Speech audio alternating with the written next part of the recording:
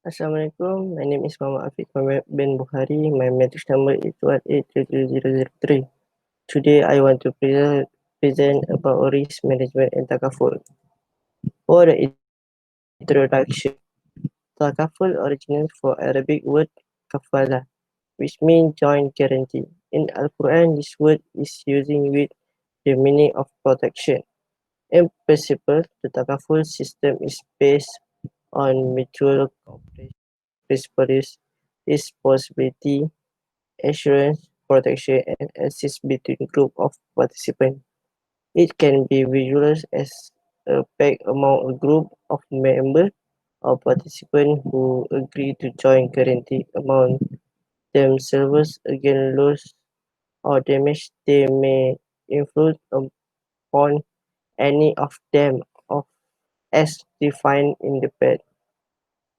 Should any members or participants suffer a catastrophe or disaster, he would receive a certain sum of money or financial benefit from a fund, as also defined in the Pact, to help him meet the loss or damage. Takaful is also defined as a contract which involves mainly the participant and the operator, who bid themselves with mutual consent to encounter a different risk. Parties bind themselves relying on the principles of contract through that of offer and accepted. For example, the participant offer to contribute a particular sum of money to the Takaful fund. Will the Takaful operator accept the offer in view of managing the fund properly and provide a reasonable coverage for the insurer against a defined risk? In the cover operation, the operator binds himself unilaterally to manage the fund properly. My name is Muhammad Zunuril Aiman bin Nasrul Azam and my matrix number is 1833019. Okay, today I want to talk about motor vehicle takaful. So sini kita boleh simpulkan takaful motor ni dia memberi pendanaan risiko macam mana? Dia beri perlindungan daripada dari segi kehilangan ataupun kerosakan terhadap mereka yang mengalami akibat kebakaran ataupun kecurian ataupun kemalangan ataupun kecederaan badan dan sebagainya yang melibatkan kecederaan. Di bawah Akta Perlindungan di bawah Akta Pengangkutan 1987, so pihak ketiga dekat Malaysia ni, pihak ketiga akan diberi perlindungan terhadap risiko yang iaitu wajib untuk memberi perlindungan terhadap pihak ketiga. So menjadi kesalahan pada seseorang individu ataupun untuk seseorang individu untuk menggunakan ataupun menyebabkan individu lain menggunakan kenderaan bermotor tanpa perlindungan sewajarnya. So di sini seseorang individu tu haruslah memeriksa terlebih dahulu sebelum memberi penggunaan kepada pihak ketiga. Sekiranya kenderaan seseorang rosak ataupun tak dapat bergerak, mereka boleh menghubungi pusat panggilan daripada takaful dan takaful akan menghantar perkhidmatan penarik sehingga 100 km dan jumlah maksimumnya hanya 300 saja untuk pembayaran untuk memperbaiki kerosakan ataupun kelewatan. So sekiranya risiko ini berlaku kepada kenderaan bermotor, maka pengguna perlu menggunakan skim takaful kenderaan bermotor untuk melindungi kenderaan bermotor dari kita dari semua risiko seperti kehilangan ataupun kemalangan dan sebagainya. Okey. Itu antaranya lah.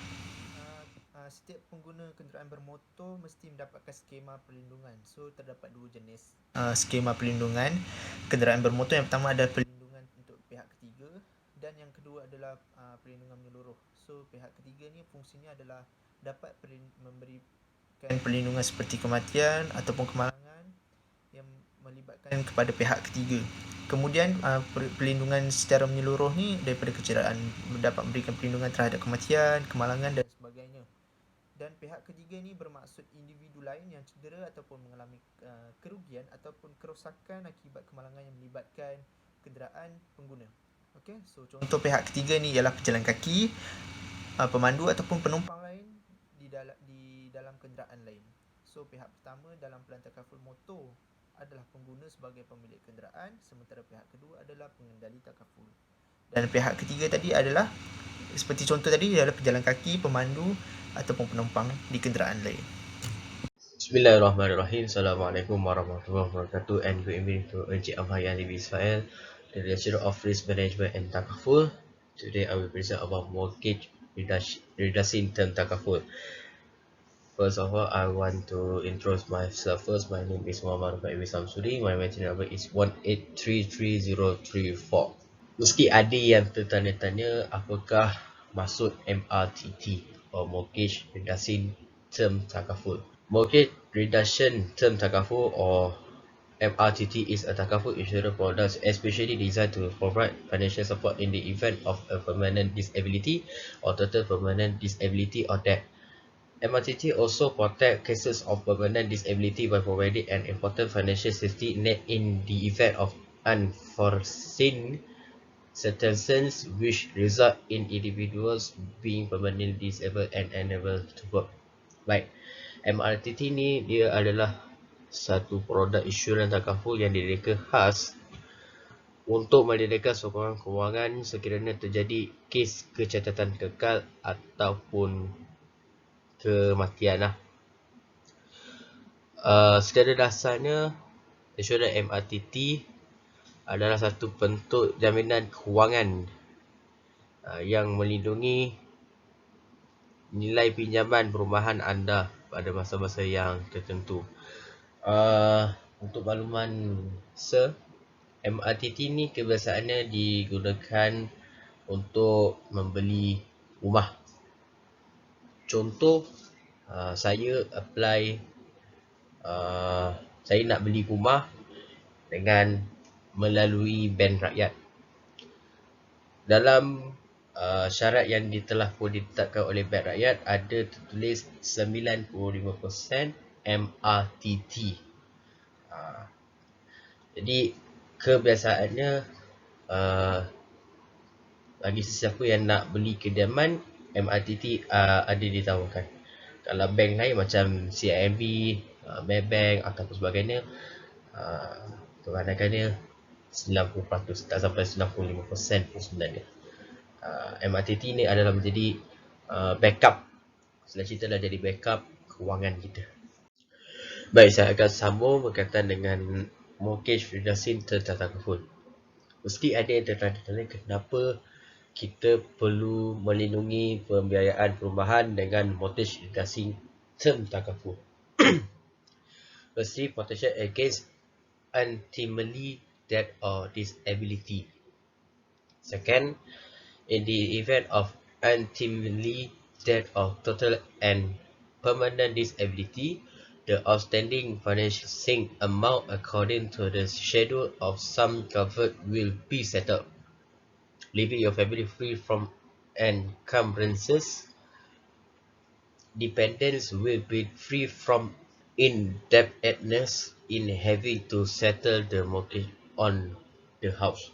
Thirdly is protect your family home.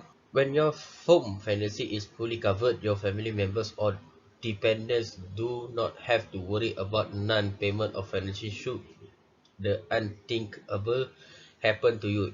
It protects legal family or dependent from being evicted from the house. Additional coverage for accidental death. An additional 10% of the outstanding amount covered in accordance with your schedule of sum covered will be paid in the event of accidental death. Next is flexible contribution payment option. You have the flexibility of paying the contribution yourself or by obtaining a financial assistance from the bank.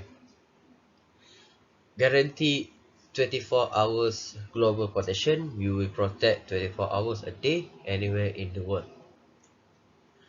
Let's see, early settlement. In the event that you choose to make an early settlement on your home financing, you have the flexibility of either continuing the recovery or surrendering the plan, and receive the cash surrender value due to you at the time of surrender of the plan. So, Bismillahirrahmanirrahim. I will explain about the medical health insurance ataupun insurans kesihatan. So, insurans perubatan dia membantu pengguna untuk membayar pelbagai perbelanjaan kemasukan ke hospital dan perubatan yang akan pengguna tanggung jika sakit atau cedera. So, perbelanjaan ini termasuk bilik hospital, yuran dan pembedahan serta bekalan dan perkhidmatan perubatan. So, polisi insurans perubatan juga akan membantu anda jika anda tidak lagi boleh bekerja dan memperoleh pendapatan kerana penyakit atau kecederaan lah. So,